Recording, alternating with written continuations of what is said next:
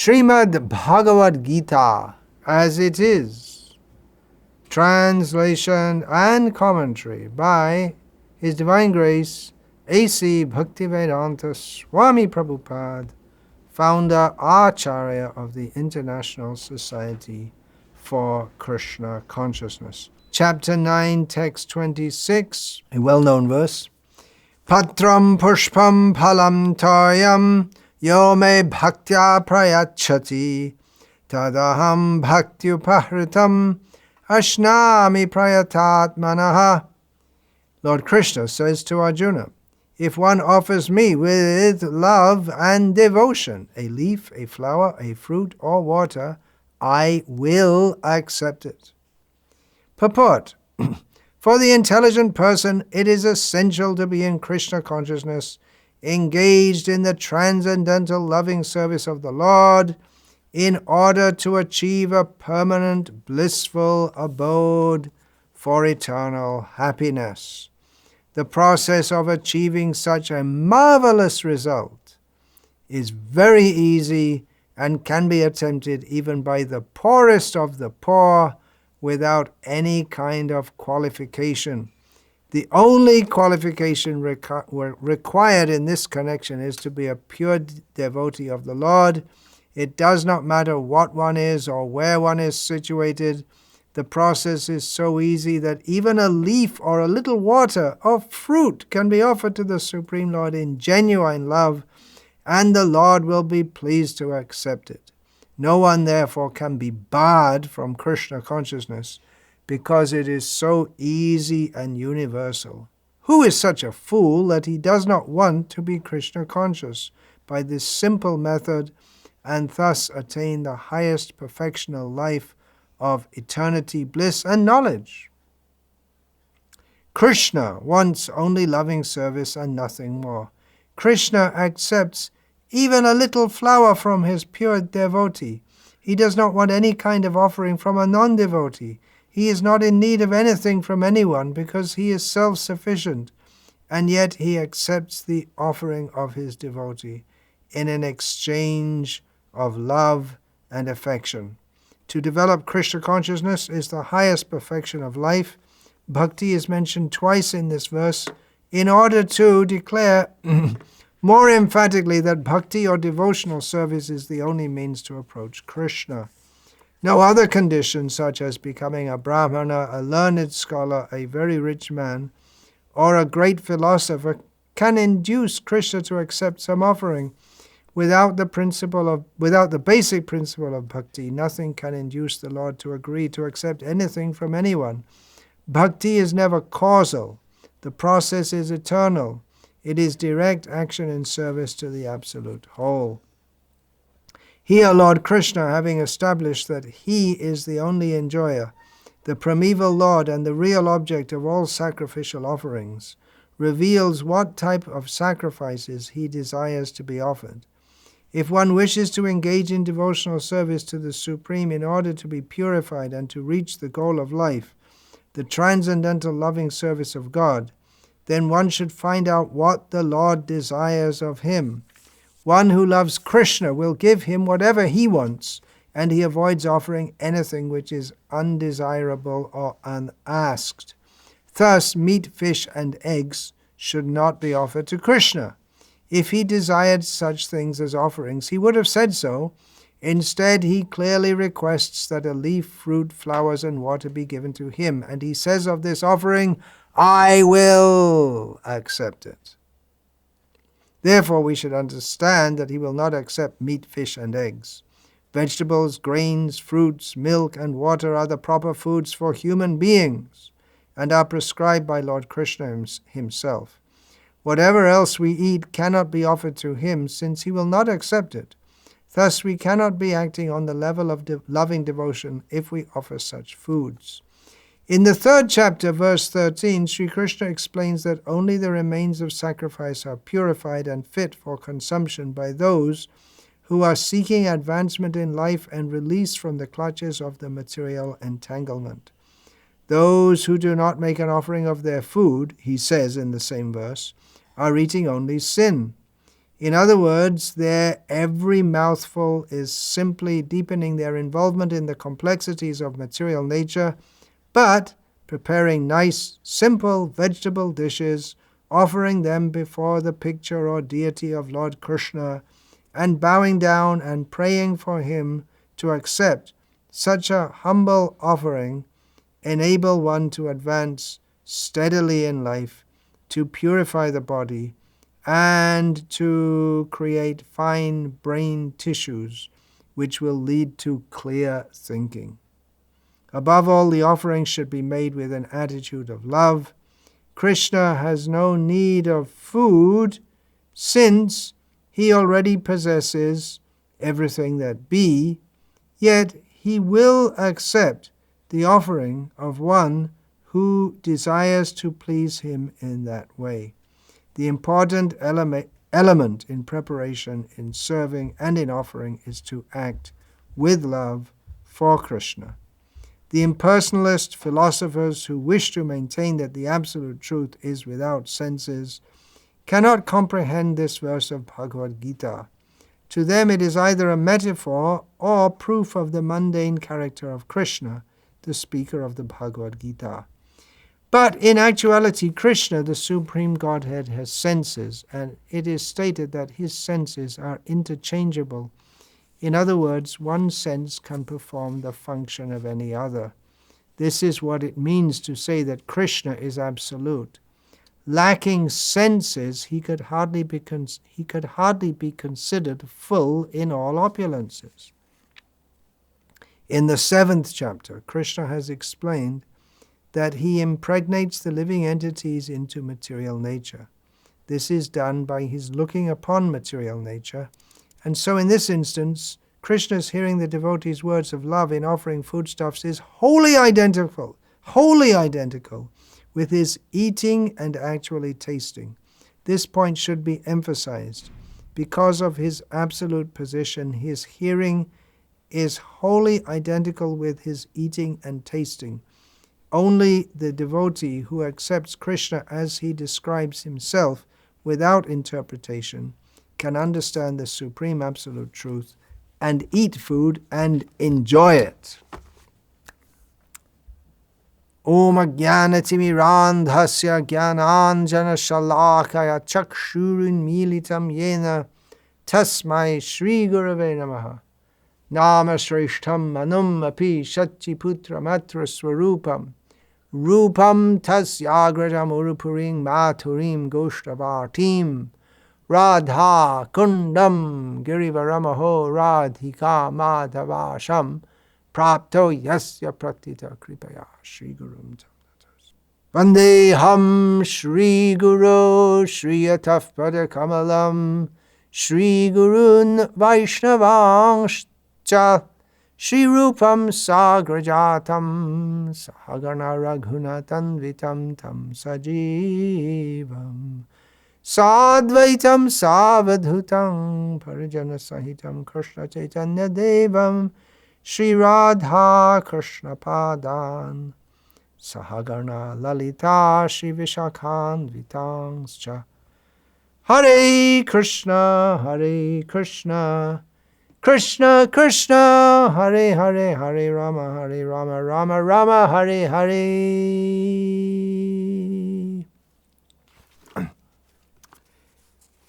Although the word prasad is not mentioned in this verse, the whole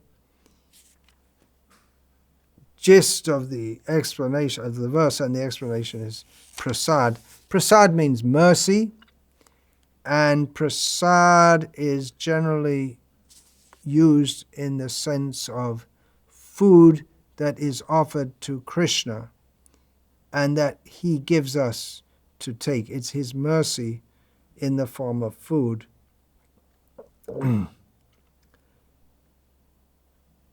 We give ourselves to Krishna. We offer our love to Krishna, offer him food, thinking that Krishna would like to eat this nice food. And then he very mercifully gives us the remnants of his food.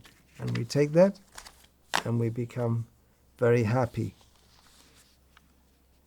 Practically, the beginning of any religious process or system, or a very basic factor in any religion, beginning from animism, in a structured analysis of religion. Generally, animism is considered very low level to spirit worship, but a basic tenet of any religion is to realize there is a higher power that we are dependent on for our well-being. And well-being is generally, a basic factor of our welfare is food. Recognizing that God or the gods, they give us food. Famously in Christianity, Lord Jesus Christ taught to pray, "Give us this day our daily bread," praying to Jesus, praying to God, God the Father, "Give us this day our daily bread." In the Christian system also, there's system before eating, whatever it may be, roast beef or whatever it is, you offer your prayers to God, thanking Him. It's called grace. Grace means mercy. I don't remember the prayers. I must have said hundreds and hundreds of times in my childhood, but I can't remember a single. I'm so lost contact with that. But the idea is that we acknowledge that it's God's gift. Now, in Vedic culture, Vaishnavism and other branches of Vedic culture, it goes further than that, because we talk about Krishna Prasad, but then others also, they have the idea of demigods prasadam also. But the idea goes further, that we offer and then we take it back, and that's blessed by him, or specifically in the Vaishnav culture, he becomes that food. It's non-different from him. And now I'm saying in Vedic culture we have Kali Prasad, meat is often, not beef, but meat is often thought of as Kali Prasad, or different demigods Prasad, but especially in Vaishnavism, the Prasad is a big thing, and we have the special items of Prasad in different holy places connected with Krishna, with Vishnu, and people who go to these places, they bring it back with them. Here in South India, practically daily someone brings me, not recently because I'm a bit cut off at the present time, but Tirupati Ladu Prasad, and then we have in Natwa Srinathji's huge ladus and huge sweets. In South India also Sri Rangam is famous, various varieties, the Adi Rasam of Natwara. Puri is famous for prasad, the varieties you can get in little basket, and that Khaja is very famous. Gradually ISKCON Mayapur is becoming famous for prasad, and practically all over the world our temples are becoming famous from prasad. In Radharaman temple in Vrindavan, the little cups of kheer. Kheer Chor Gopinath, you can get the kheer from there, very delicious. So these, especially in Vaishnavism, it is essential aspect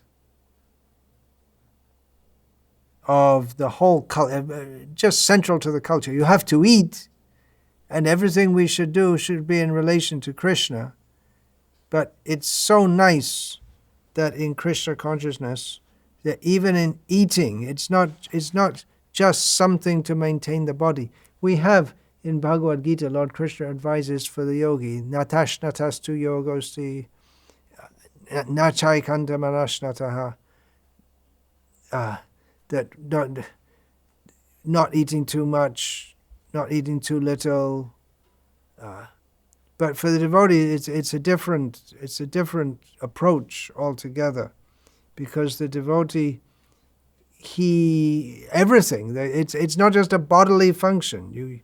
We even from growing the vegetables, looking after the cows, milking the cows, because after all, eating, we eat, but there's a whole chain of endeavors behind that. Growing the food, we can also grow in our own gardens, in our farms, and like that, keeping the cows, looking after the cows, milking the cows, making ghee, all these different things. So this is recognizing Gita. Anad bhavanti bhutani. The beginning stage of religion is to realize we need food to live, and we're dependent on the demigods for rain, so the rain will fall. We have to propitiate them by sacrifices. So it's life. That's the beginning of conscious awareness, annamai, to realize that we're dependent on food. Anna Brahma. Food is one aspect of the spiritual, if we see it like that. So in Vaishnavism, with everything we do, from planting the seeds, even before that there's collecting the seeds, and before that there's growing the vegetables or grains and keeping them for seed. So it's an ongoing cycle, and everything, and then collecting the grains, harvesting, storing, aging, threshing, cleaning, cooking, and in everything we remember doing it all for Krishna. So in this way, food is such an essential part of one's whole life. We live on food. Some yogis live on air only, very rare. They don't get Krishna Prasad in the form of food. Better to take Krishna Prasad. And in this way, everything. And then while we're cooking, we're thinking, I'm offering everything. While we're gathering the grains, we're thinking we're doing it for Krishna. Everything. Cooking, specifically thinking, I'm doing this for Krishna, for the pleasure of Krishna. And then when we're serving for the pleasure of the Vaishnavas, we're thinking of not just I will eat, but or my family will eat, for the benefit of others. They will also take prasad. Thinking of Krishna while eating. It's a whole meditation. It's not the only way we think of Krishna, but it's a central part of our life. In yoga, they control the senses, minimize food. But the best yoga is form of yoga. We can take Krishna's prasad, eat, not excessively, but just as required. And as Srila Prabhupada writes here at the end of the purport, we can enjoy the food also. The impersonalists, they're not allowed to enjoy anything, because that binds. They have the idea that enjoying anything binds you in material existence.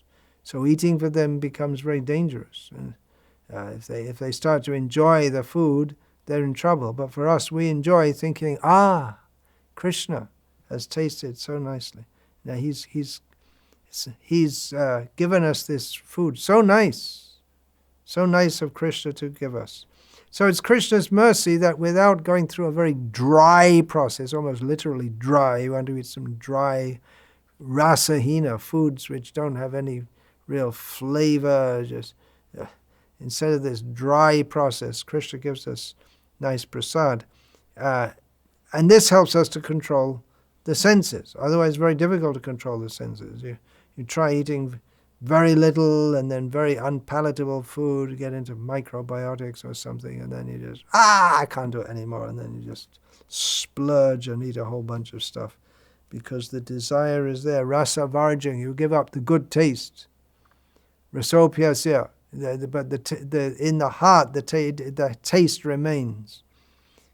So better to come to a better level of taking Krishna Prasad. Otherwise, the senses are very dangerous. Sharira vidyajal direndreta hekal. The senses are like like death for us. Jive file vishaya sagar. They throw, the senses throw us into the ocean of sense enjoyment, and that causes us to repeatedly suffer. Sense enjoyment means first we enjoy the senses and then we suffer via the senses. Taramodhe jiva ati lobhamai shadurmati. Among them all, which sense is very bad? The tongue. The tongue, yeah. It's very greedy, and it's almost as if it has another mind, which is very bad. Eat so many things, and then we pack the belly and get so many diseases from overeating, and then that stimulates us to enjoy the sexual urge, and it's bad news for anyone who's got enough intelligence to understand that I should try to get out of this mess called material life. Within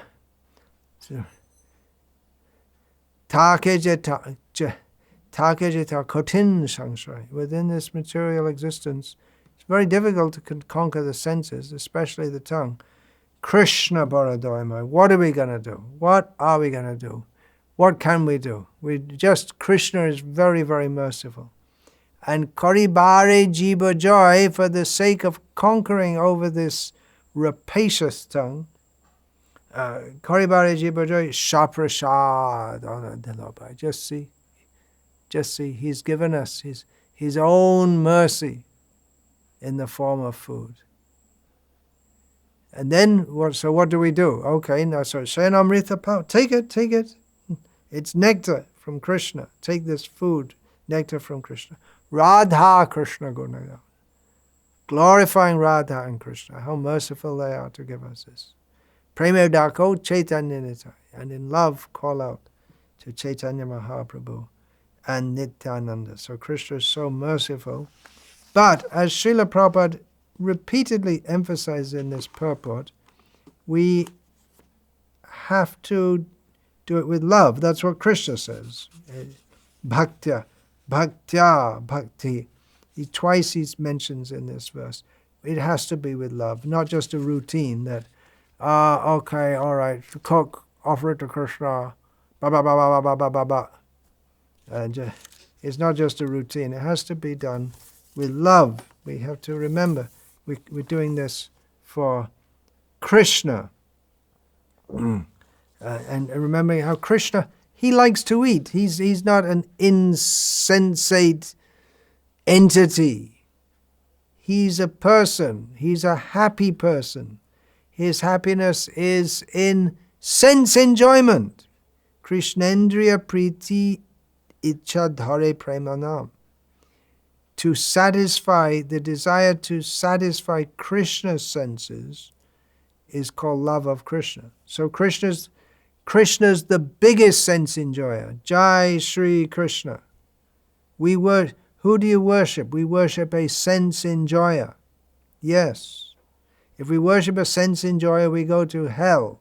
But if we worship the biggest of all sense enjoyer, that's Krishna, then we're liberated. As Srila Prabhupada said once, if you want to criticize Krishna for being lusty, for marrying so many queens, we can accept Krishna is the supreme lusty. But that his sense enjoyment is not on the platform of us miserable creatures. But Krishna's sense enjoyment, it's all interacting with the love of his devotees. It's all an exchange of love with his devotees. The senses are the medium by which he exchanges love. It's not some, again, insensate or disembodied universal love without any locus or focus. Krishna is the focus. Krishna is, well, actually it said the devotee is the ashraya of Krishna Prem.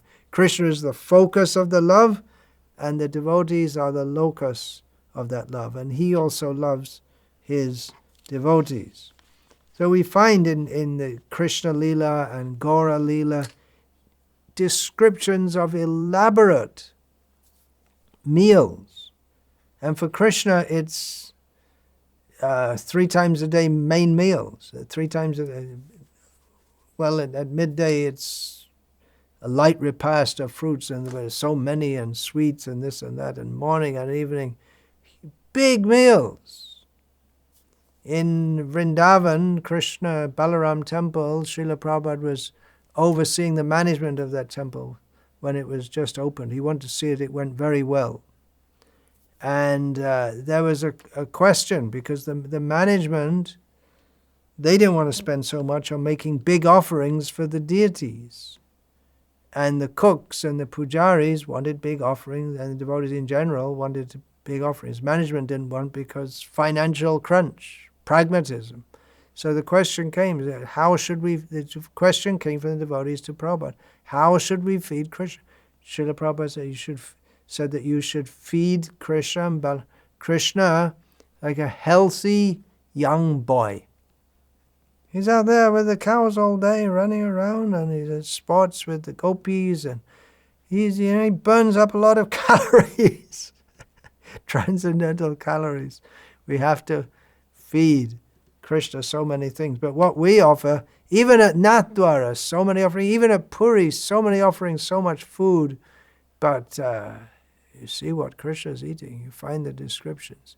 Bhaktivinoda Thakur has given a small summary in his Bhogar Arati song. Shukta Shakadi Bhaji Nalita Kushmanda Dali Dalna Dugda Tumbi Dodi Mochakam. So many items. But that's only a little sample. So many items Krishna eats. And Chaitanya Mahaprabhu also eats so many items, even after taking sannyas. He knows he's not supposed to. I'm a sannyasi, just don't feed me all these things. But the devotees, out of love, they force him to. And out of love, he's forced to take so many nice foods. So it's a big thing in the Vaishnava culture. Vaishnavism is a culture of joy. We say love, but it's not some dry love. It's very joyful love. Fabulous food, and served with, prepared and served with so much affection, and Krishna accepts it with so much affection, and he gives it back with so much affection. We feel the love of Krishna when Krishna gives that. Just once a year, especially, there's that Anukut festival. Huge pie of heaps of prasadam. That's how Srila Prabhupada explained. Anukut. Kut means a hill. So huge amounts of prasad which are distributed. From the very beginning, Srila Prabhupada made prasadam a big thing in ISKCON. He understood from the beginning the way to a man's heart is through his stomach. Srila Prabhupada himself was very fond of cooking. He was an expert cook. Everything he cooked, I didn't taste it, but anyone who did, they were saying it's just something out of this world. It's just it's very, very special. Srila Prabhupada's cooking. We find in Chaitanya Charitamrita, there's a description that the food that's offered to Jagannath and given back, prasadam, it's just the same ingredients you get anywhere, very common ingredients. How is it that it tastes so nice?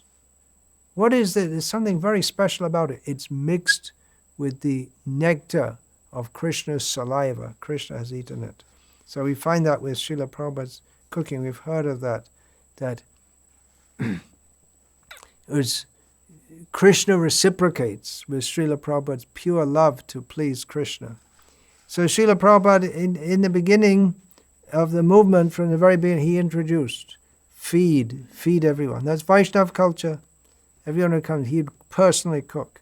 And he'd cook Indian-style food. He didn't think, well, people don't like Indian style, they'd have a different style. No, he gave what we call Indian-style food, rice, dal, chapatis, and then he had what we called what became known as ISKCON bullets, gulab jamuns, that anyone could take. There's a big jar he made, and eventually he taught the other devotees to some other devotees, beginning with Kirtanananda, who's Srila Prabhupada jokingly called Kitchenananda, and he taught him how to cook. But in the beginning, Srila Prabhupada, he would do the cooking, he would do the serving.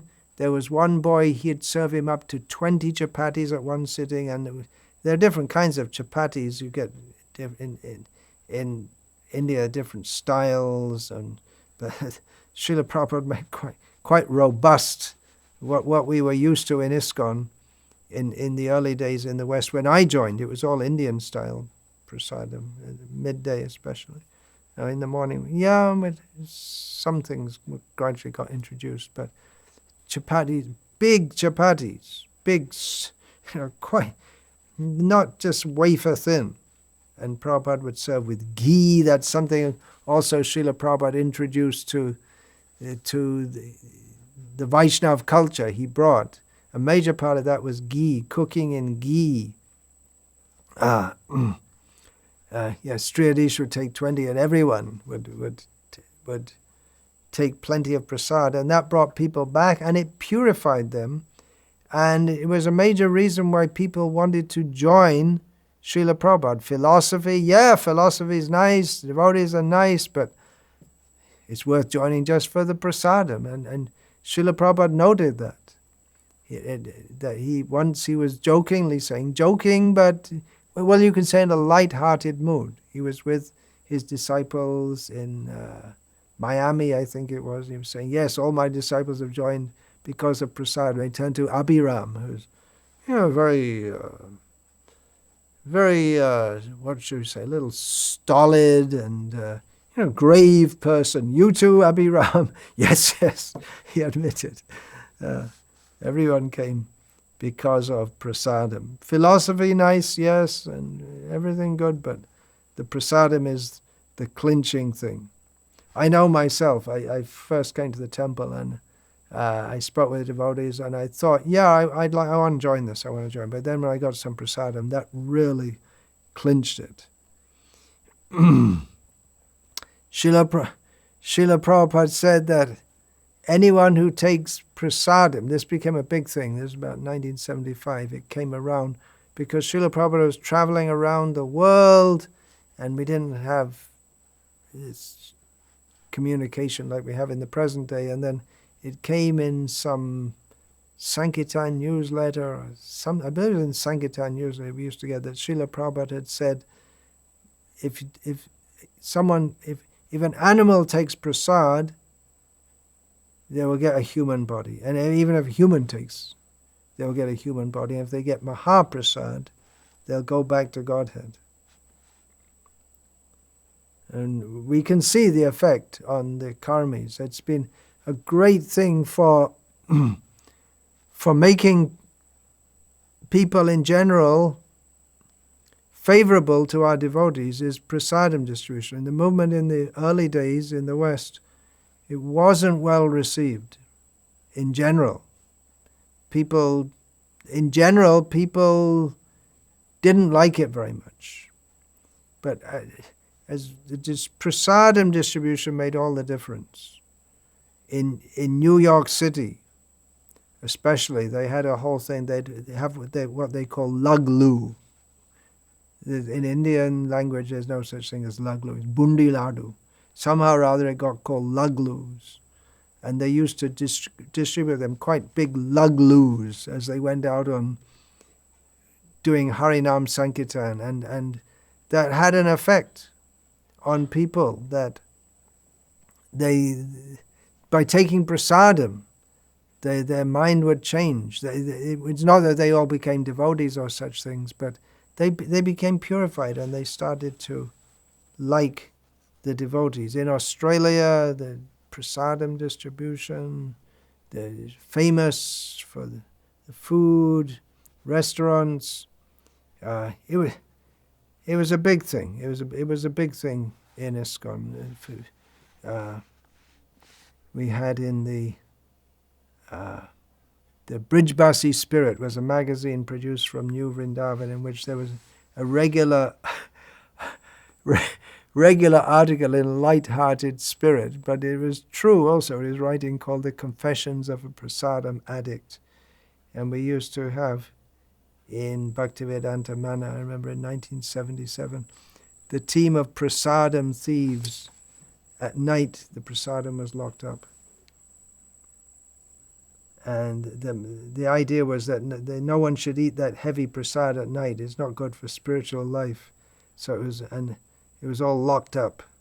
And in the morning, they'd find thievery had taken place, burglary had taken place. That was, the prime suspect was Muktiananda, I think, in Muktananda. There's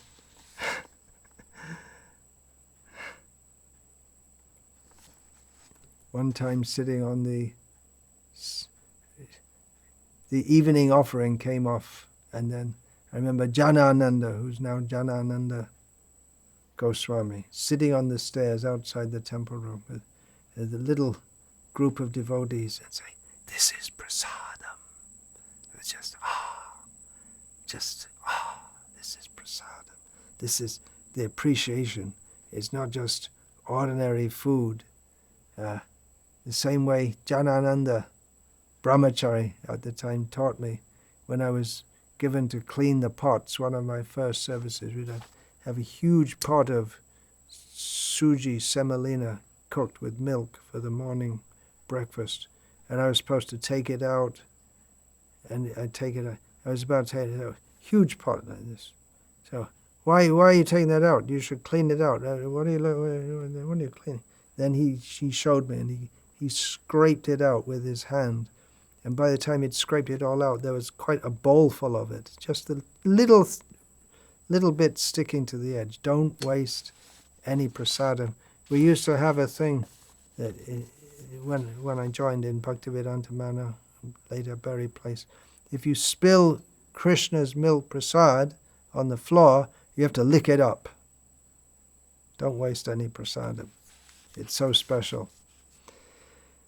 Sunday feast. Oh, it wasn't just the feast, but it was it was a whole preaching engagement, and be prepared for days in advance, because all the preaching would culminate in that you invite people to the Sunday feast. It's a whole experience with dramas and blissful kirtans, and you give prasadam, and then people are sitting there. You can tell if someone takes a lot of prasadam, they're a devotee. They're going to be a devotee. Some people, they just love prasadam so much, especially halava. It was suji halava made from semolina, and ghee was a major factor. Cooking in ghee, that it has such a flavor. So many people are vegetarians, not so many, but then they'd never imagined anything like ghee and food cooked in ghee, and ghee, and then with Krishna's mercy, it just amazed them. And there's so many items. They never imagined things like puris, or even simple things like what we call sweet rice, the rice cooked in milk.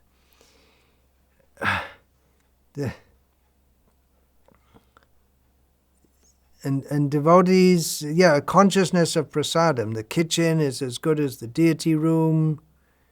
Only brahmanas can go in there. Okay, you can go in if you're first initiated for doing some services. Later they allowed even non-initiated to go, but you have to be fully clean before you go in there. Everything has to be kept completely clean. You have to have the best ingredients for Krishna. Who's cooking should be in pure consciousness, initiated as a brahmana. It's an extension of the deity room, and cooking all the time, thinking everything is to please Krishna. And that was daily. But generally 6 days of the week, simple prasad, and then fantastic Sunday feast. Even the simple prasad was very nice. But then Sunday, fantastic feasts.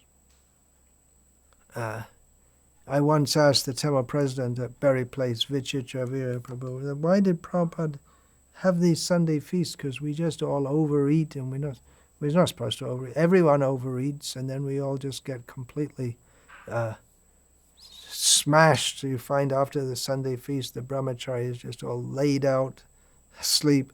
He replied immediately, because if we didn't have the Sunday feast, we'd all bloop. We'd all leave. Something that Srila Prabhupada also very much promoted was Govinda's restaurants. He gave the name Govinda's restaurants. So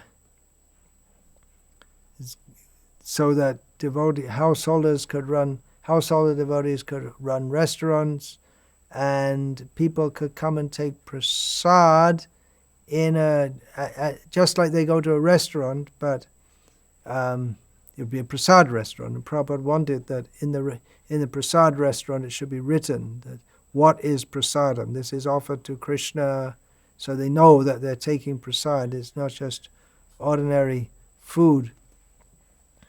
Manida Prabhu told me he was running the Govinda's restaurant in Stockholm for some years, and it was a big thing. In the beginning, when he took it over, the standard of clientele was pretty low. They'd get all bum types of people coming in, but he managed to clean that type out and tell people you can't come in unless you're clean, and you can't come here and just make a disturbance. He cleaned it up, and then eventually families started to come, which is a big thing if you consider that Hare Krishna is considered a cult, but then just ordinary, respectable people start to come with their families. And then prestigious people started to come. I believe he said even, what was it, the Prime Minister, the MPs and all this used to come. In Melbourne, in Australia, the mayor of the city used to come, when she wanted to take people out for lunch, she'd take them, and it's a big thing. It's George Harrison, you can see, he said that he was in an interview with Mukunda Goswami, I think. Anyway, he said that, he liked to see these Govinda restaurants everywhere and put McDonald's out of business. Jai, that's what we should do. Put McDonald's out of business. Think big. George Harrison he was thinking big. Big potential. Prasad distribution. We sing every day early in the morning, Chaturvidha Shri Bhagavat Prasadas, Swadvana Triptan Hari Bhakta Sangam, Kridvaiva Tripting Bhajata Sadaiva, Vande Guru Shri Charnaravinda. The spiritual master takes pleasure in offering 4 kinds of food to Krishna and seeing the devotees take that. And then the next verse is Shri Radhika Madhavayor Apara Madhurya Lila Guna Rupa Nam Pratikshana Svadana Lolupas Vande Guru Shri Charnaravinda. This also talks about tasting, but it talks about how the spiritual master always strongly desires to taste, at every moment desires to taste the mellows of service, of the mellows of relishing, the name, forms, qualities, and pastimes, unlimited, of Radhika and Madhava. I may really think, well, that's a big jump, isn't it, from prasadam to the pastimes of Radha and Krishna. It's not a big jump. It's on the same level. The pastimes of Radha and Krishna, and a major aspect of that is prasadam distribution. Actually Krishna also takes prasad. That description is there. That in his house, Nanda Maharaj's house, first everything that is cooked is offered 2 shalagram. And then so Krishna takes also Vishnu Prasadam. It's all on the same level. Prasadam is fully spiritual. Mahaprasade Govinde Nama Brahmane Vaishnave Swalpa Punyavatam Rajan Vishvaso Naiva Jayate. The Mahaprasad of Govinda and the name of Govinda, it's all spiritual. Nama Brahma, it's completely spiritual. The Vaishnavas, people who have got very little punya, very little transcendental piety, they don't believe this. The materialists, they don't believe it. Well, we put it under a microscope and it's all the same. We didn't notice any difference. We didn't see any saliva from Krishna. You won't see it. You won't see it, you won't experience it, but take prasad anyway. And then if anyway you take it, you take prasad. You don't believe it or not believe it. If you believe, it's a lot better. If you don't believe, take it anyway. Then you'll come to believe. And then you'll find they're afraid to take it. You'll find sometimes people are afraid to take. They think that Satan's in it or something. Yes, that's what some people think.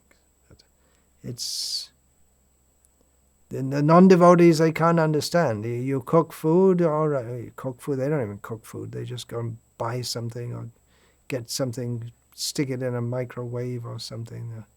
The idea of actually cooking food, preparing a meal, how many people do that nowadays? And here in India still, it goes on.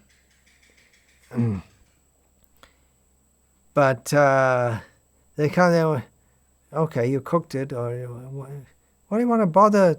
Why do you want to waste time and stick it in front and ring a bell and mutter some funny things? They can't understand it at all. They're unfortunate. We should make them fortunate. Give them prasadam, give them Prabhupada's books. Let them get Krishna's mercy. Let them hear the holy name. This is the program go to the masses. Let them hear the holy name. Let them see the devotees. Let them laugh at the devotees dancing. Let them laugh. Let them laugh. When they see the devotees are going on. Anyway, they hear the holy names, and when they see devotees going on and on and on, then they'll think, well, maybe these devotees, there's something serious. But anyway, it's not that everyone laughs. Don't laugh, not laugh, whatever. We should be out there chanting the holy names. People may say, well, there's all these lockdowns and corona fears and we can't have Sunday feasts. Sunday feasts are going on. In some places, at least. In some places in America, they have Sunday feasts are going on. In some places in Europe. In India, it's opening up again. So, yeah, let's do it. Preach widely. Be out there in the public. This will change people by taking prasadam, by hearing the holy names, by getting Prabhupada's books, by seeing the blissful devotees. It will change people. Prasad, secret weapon. Krishna's mercy in the form of food. I've spoken on these things before. I'll speak on it again. It's well worth repeating. Let us remember what a simple, blissful, sweet process we have. And we are enjoined to share that with others also. Spread Krishna's mercy. Yeah, the non-devotees say, why do you bother with all this offering? But we say, well, we already went to so much effort, so why not just do a little more and offer it to Krishna? That's the minimal understanding. Why not just spend a few extra minutes and offer it to Krishna? And devotional understanding is that everything culminates. This is what everything culminates in offering it to Krishna. That's what we did it for. That's what we cooked it for in the first place. So yeah, let's spread the mercy around. Krishna Prasad. We're all dependent on Krishna's mercy. Hare Krishna. Vancha kalpatarubhyascha kipasindhu. Patitanam pavanebhyo vaishnavebhyo Namo Namaha. Dante Nithaya Churnakang Padayo Nipatya Kritva Chakar Kushita. Hey Sadhava Sakla Eva Vihaya Durat Goranga Chandra Charne Kurutana Parivadatu Jano Yatata Tava Nanumukaro Navayang Vicharayamaha Hari Rasa Madhira Madati Matta Bhuvi Vilurtama Nartama Nirvishama.